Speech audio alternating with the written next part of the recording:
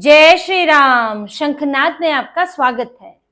ममता बनर्जी ने जो आईपैक के साथ मिलकर जाति प्रमाण पत्रों का खेल रचा था, अब उसका भंडाफोड़ हो रहा है।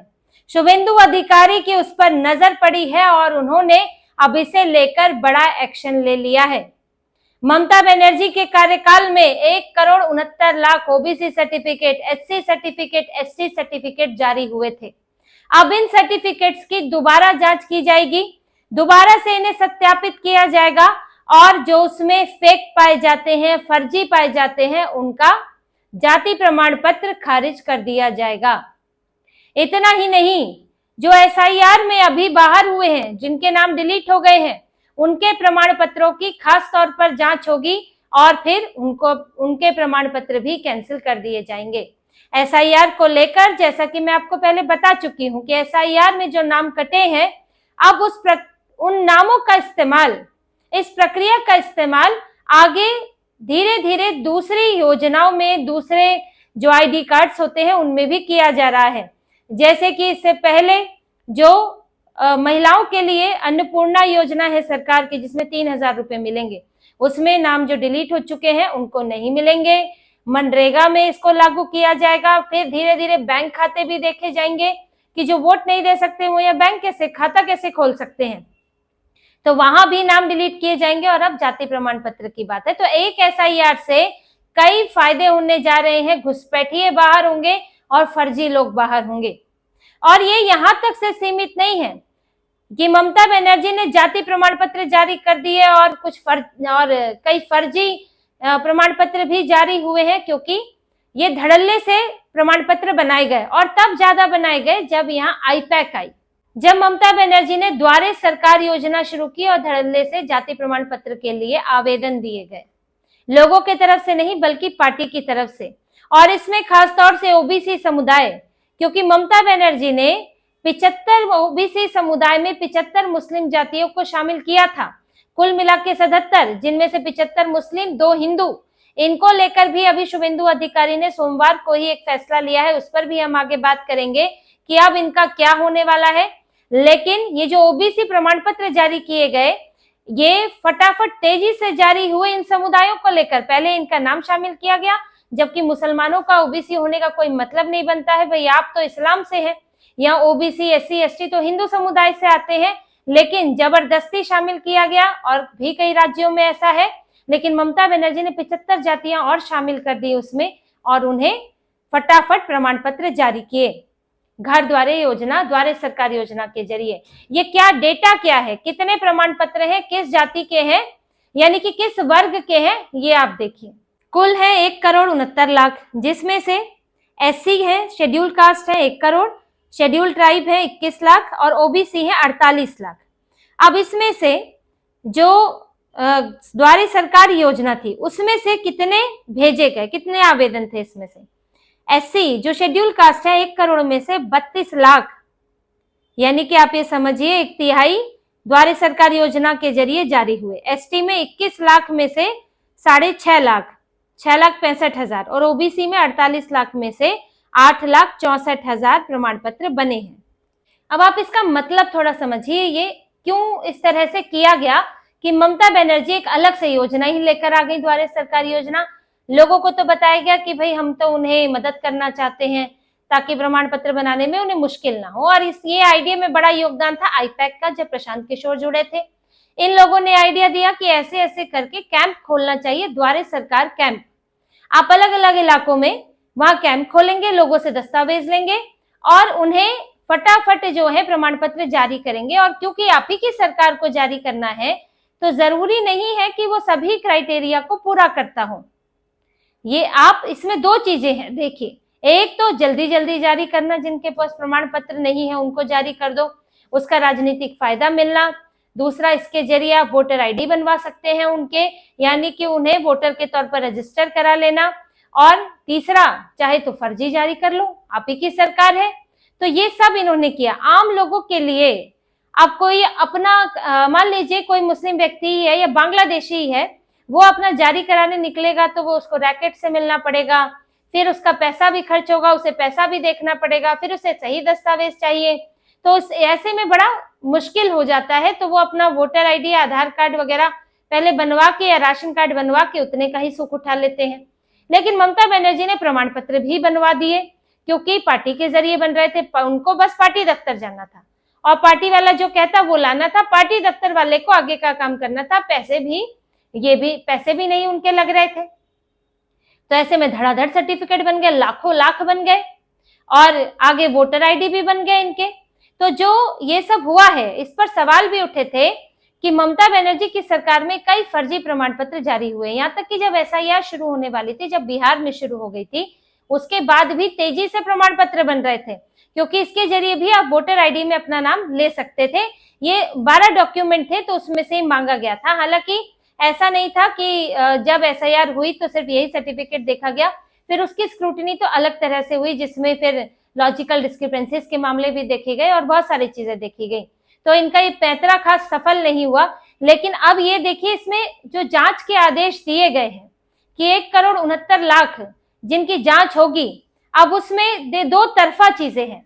एक ये, जिनके एसआईआर में नाम डिलीट हो चुके, उनका तो जाति प्रमाण पत्र लगभग खारिज ही हो जाएगा। दूसरा, जिनका फर्जी पाया जाता है, मान लीजिए किसी का चेक किया और पता चला इसके पास तो डॉक्यूमेंट थे नहीं और ये तो गलत है, तो फिर इसको ये भी देखा जाएगा कि इसका जो वोटर आईडी बना हुआ है और आधार कार्ड बना हुआ है वो कितना सही है। तो ये दो तरफा जांच होगी, एसआईआर के जरिए जाति प्रमाण पत्र की जांच और जाति प्रमाण के जरिए वोटर आईडी की जांच। किसी ने अगर दस्तावेज देकर, मान लीजिए वोटर आईडी देकर या कुछ ऐसा फर्जी देकर बनवा लिया है, तो ये तो जांच होगी उसकी कि उसके पास क्या बाकी दस्तावेज सही है। अब इसके लिए एक सर्कुलर जारी हो चुका है, आदेश दिया जा चुका है।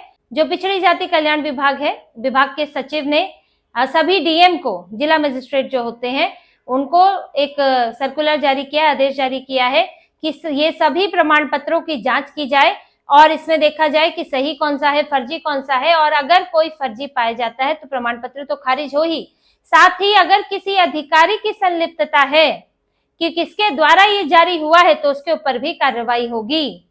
ये पैटर्न देखा जाएगा कि किसी इलाके में क्या लगातार फर्जी जारी हो रहे हैं, कोई गलती है या जानबूझ के किया गया है, और फिर अधिकारी पर भी कार्रवाई की जाएगी, विभागीय कार्रवाई होगी, सस्पेंड किया जाएगा। तो ये जो सारे गड़बड़ झाले हुए थे, अब इसे ठीक करने की कोशिश है, इसे पलटने की कोशिश है। और ममता बनर्जी का, जैसे सरकारी मशीनरी का ममता बनर्जी ने इस्तेमाल किया, द्वारे सरकार योजना में सरकारी मशीनरी का इस्तेमाल हुआ, टीएमसी के लोग भी लगे हैं, सरकारी अधिकारी भी लगे हैं। ये 10 फेज में हुई थी और इतने टाइम में जारी कर देना था, तो यानी कि आपने सरकारी अधिकारियों को भी लगाया था इस काम में। तो ममता बनर्जी ने पार्टी के लिए एक तरह से पूरा सिस्टम इस्तेमाल कर लिया, सरकारी सिस्टम, पुलिस सिस्टम, प्रशासनिक विभाग, सारे के सारे अपने काम में इस्तेमाल कर लिए। अब यहाँ पर इसीलिए सफाई अभियान ये चलाना पड़ रहा है और साथ ही ये भी दिखाना है कि इस तरह से पार्टी के लिए अगर आप काम करते हैं या पार्टी के कहने पर फर्जी दस्तावेज जारी करते हैं तो आपके ऊपर कार्रवाई होगी। ये नहीं है कि सरकार बदल गई और जो पिछला किया वो तो किया, उसका कोई फर्क नहीं पड़ता। अब पीछे जाके भी जांच होगी और ये अभी हो रही है। और इसके अलावा शुभेंदु अधिकारी ने ओबीसी 77 ओबीसी जातियों को लेकर बड़ा फैसला किया है। कैबिनेट मीटिंग हुई थी जिसमें इन ओबीसी सर्टिफिकेट को, ये जो ओबीसी समुदाय है जिन्हें शामिल किया गया 77 समुदाय, उस फैसले को निरस्त कर दिया गया है, वापस लिया गया है। इन 77 में से 75 मुसलमान थे, 2 हिंदू थे जो दिखावे के लिए रख दिए गए। इसके अलावा ममता बनर्जी की सरकार में जो मतुआ और राजवंशी जातियां हैं उनको एससी में शामिल किया गया और मुसलमानों को अधिकतर ओबीसी में शामिल किया गया। तो ये जो 77 जातियां हैं ओबीसी की, इनको अब खारिज कर दिया गया है, ये अब ओबीसी का हिस्सा नहीं रहेंगी। ये मामला जो है पहले कलकत्ता हाईकोर्ट में गया था, कलकत्ता हाईकोर्ट ने रोक लगाई कि आप ये मनमानी चल रही है, धर्म के आधार पर तो भारत में आरक्षण है ही नहीं और आप 75 मुस्लिम जातियों को ओबीसी बनाकर आप बैकडोर से आरक्षण दे रहे हो। आप सीधे तो धर्म के आधार पर दे नहीं सकते, तो ओबीसी के नाम पर आरक्षण दे दो और इसके जरिए आपको वोटों का फायदा होता है, क्योंकि आपने आरक्षण के नाम पर आप हिंदुओं को तो बांटते हो। देखिए, हिंदुओं को ही बांटेंगे कि आरक्षण हो या फिर जातीय भेदभाव हो, इसको लेकर हिंदुओं को बांटेंगे, लेकिन मुसलमानों को ये सिर्फ फायदा देते हैं, उनको बांटते नहीं है कि आपका बड़ा इतिहास रहा है अत्याचार का तो आप ओबीसी में बढ़ जाएं, एससी में बढ़ जाएं। नहीं, वहां तो कहेंगे जी ना, इस्लाम में कोई भेदभाव नहीं होता है, सब बराबर है। तो सब बराबर हैं, तो ओबीसी को किस नाम पर, किस वजह से आप आरक्षण दे रहे हैं? इसलिए कलकत्ता हाईकोर्ट ने इसे खारिज कर दिया था। ममता बनर्जी मुख्यमंत्री थी तो इनकी सरकार सुप्रीम कोर्ट पहुंच गई कि नहीं जी, इस पर रोक लगाइए, हम तो आरक्षण देना चाहते हैं, और ये सही भी है, इनका कहना था। इसलिए अब शुभेंदु अधिकारी की जो सरकार है, उन्होंने पहले तो कलकत्ता हाईकोर्ट के फैसले को तुरंत लागू किया और इन 77 जातियों को बाहर कर दिया। फिर साथ ही सुप्रीम कोर्ट में अपील की गई है कि जो याचिका पिछली सरकार ने डाली थी, हम उसे वापस लेना चाहते हैं, हमें कलकत्ता हाईकोर्ट के फैसले से कोई आपत्ति नहीं है। अब इस पर सुप्रीम कोर्ट की एक सुनवाई होगी, याचिका वापस हो जाएगी। तो अब ये 77 समुदाय कोटा से बाहर होने वाले हैं और इसमें अधिकतर मुस्लिम समुदाय हैं, जिनमें भी सिर्फ भारत के मुसलमान नहीं है, बांग्लादेशी भी हैं। ये भी आकर यहाँ ओबीसी बन जाते हैं। इनको तो किसी का भी कागज बना के दे दिया जाता है, नाम बदल लेते हैं, किसी से शादी कर ली, कहीं भी किसी तरह से भारत में बसना है, टिकना है, तो ये लोग भी अब ओबीसी में शामिल होकर आरक्षण का फायदा लेंगे। यही तो आप मतलब विडंबना देखिए कि यहाँ पर जहां धर्म के आधार पर आरक्षण है ही नहीं, मुसलमान ईसाई ये लोग आरक्षण ले ही नहीं सकते, उसमें भी जो बांग्लादेश का मुसलमान है वो आकर यहाँ पर आरक्षण ले रहा है। तो अब इससे ज्यादा दुरुपयोग क्या होगा सरकार का, जो ममता बनर्जी ने किया है चुनाव जीतने के लिए। लेकिन अब ये सब फैसले पलट रहे हैं और बांग्लादेशियों को, ये जो लाखों लाख बांग्लादेशी भरे हुए हैं, यहाँ पर अपना मौज ले रहे हैं यहाँ के संसाधनों का। तो राशन पानी पर तो पहले ही संकट आ गया था, क्योंकि 3000 रुपए और राशन कार्ड को लेकर सरकार एसआईआर को फॉलो कर रही है। अब इनके ऊपर ये जाति प्रमाण पत्र का भी संकट आ जाएगा। तो भारत में रहने के इनके रास्ते बंद हो रहे हैं और इनको एक तरह से हुक्का पानी बंद हो रहा है, ताकि ये अपने आप उठकर बाहर चले जाएं, अपने देश वापस लौट जाएं। शुभेंदु अधिकारी लगातार ऐसे फैसले ले रहे हैं और आगे भी उनकी प्लानिंग है। कई तरह से चीजें चल रही हैं, चाहे पुलिस को एक्टिव करना हो, ईडी को एक्टिव करना हो और इस तरह से इन फैसलों को बदलना हो, चाहे सड़क पर नमाज को लेकर फैसला हो या फिर जो लाउड स्पीकर से आने वाली आवाज को लेकर फैसला हो। शुभेंदु अधिकारी ने तब ताबड़तोड़ लगातार ऐसे एक्शन लिए हैं जिससे ममता बनर्जी तो परेशान है ही, ममता बनर्जी को वोट दिलाने वाले मौलाना भी परेशान हो चुके हैं। अब बात तो ये भी होने लगी कि यहाँ रहे कि कहीं और चले जाए, वरना यहाँ पर हालात और मुश्किल होने वाले हैं। तो इसी तरह की और खबरें और विश्लेषण आपके लिए लाते रहेंगे। हमसे जुड़े रहिए, सब्सक्राइब कीजिए, कमेंट कीजिए। बहुत बहुत धन्यवाद। जय श्री राम।